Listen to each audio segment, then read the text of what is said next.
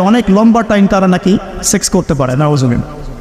এখন পর্নোগ্রাফির সাথে পরিচিত না এমন হাজারের একজন ব্যক্তি খুঁজে পাওয়া যাবে না, ঠিক আছে? বাংলাদেশের পরিসংখ্যান বলছে যে বাংলাদেশে স্কুল পড়ুয়া প্রায় 77% ছেলে মেয়ে পর্ন দেখে। এটা আবার কথা নয়, বা আপনি গুগল করেন এবং দিন দিন মেয়েদের পর্ন দেখার প্রবণতা বাড়ছে, এটা লেখা আছে। শুধু তাই নয়, ওই 1896 সালের দিকে তারা যখন পর্নোগ্রাফি ছড়িয়ে দেয়, মাত্র 7 মিনিটের একটা ভিডিও তারা প্রকাশ করছে, ঠিক আছে? এবং তার নামও তারা দিয়েছিল, আমার নামটা ঠিক খেয়াল নাই, আর আমি এগুলো ফিল্মস দেখিনি, আমি গুগলের নামটা দেখেছি কী নাম ছিল।